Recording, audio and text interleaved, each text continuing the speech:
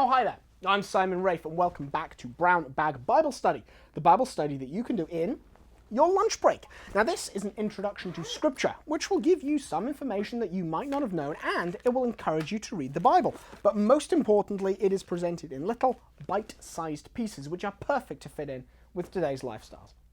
Every week, I'll be concentrating on a small part of Scripture, either one of the 73 books of the Bible or a group of related books, and I'll bring you some interesting facts and information to help you understand it. I'll also be including links to further reading, articles, books, and so forth that'll help you learn to love sacred Scripture even more. This week, the book of Ezra. Now, this is a short book of the Old Testament dealing with the period following Cyrus the Great's returning the Jews to Jerusalem. Now, the traditional view is that Chronicles, Ezra, and the next book, Nehemiah, were all written together by a single person.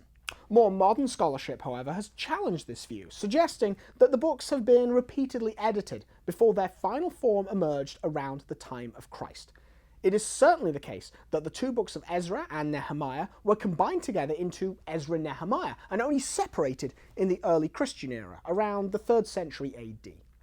Now, in some versions of the Bible, notably the Latin Vulgate, the book of Ezra is called First Ezra or First Esdras, with Second Esdras being what is often called Nehemiah. Now, to further complicate matters, there are other non-canonical texts which are named Ezra or Esdras. I have provided some information in the additional materials which will help you get it straight, but this sort of scripture study can be complicated, although it is, frankly, fairly irrelevant what non-canonical books are called. The four books, 1st and 2nd Chronicles, Ezra and Nehemiah, share many features. They are concerned with the temple liturgy, purity, and a return to Zion. As non-Jews, it can be difficult for us to appreciate the importance of these themes to the Hebrew people, but we should really try to understand them if we are to benefit from what the inspired authors are trying to tell us. The book of Ezra can be hard to follow because it does not follow a chronological order, but rather a thematic one. Similar episodes are grouped together. In addition, much of it consists of lists and complex decrees and counter-decrees, something which can make our heads spin and our eyes glaze over.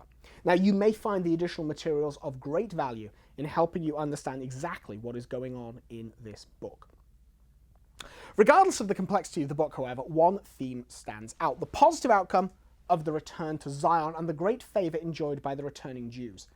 The kings of Persia offer a great deal of material support and protection to the Jews, and throughout the book, God is recognised as not merely the God of the Jews, but the one true God of all the earth by everyone.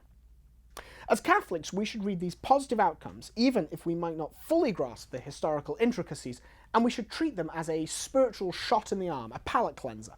Too often, we are filled with negative and depressing outcomes, but Ezra is uplifting and positive, a tale of success and victory, of support from not only God, but also the powerful politicians of the world.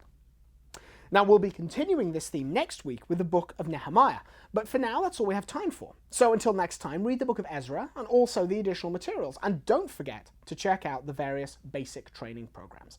I'm Simon Rafe, and God bless.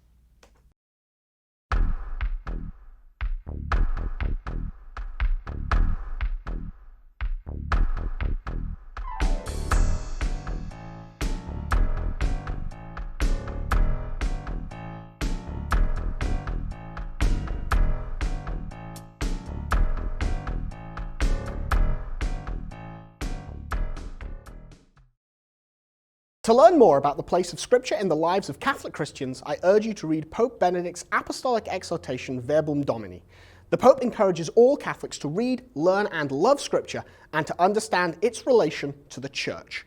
A link to this exhortation is included in the reading materials for every episode of Brown Bag Bible Study. Just click the link over there.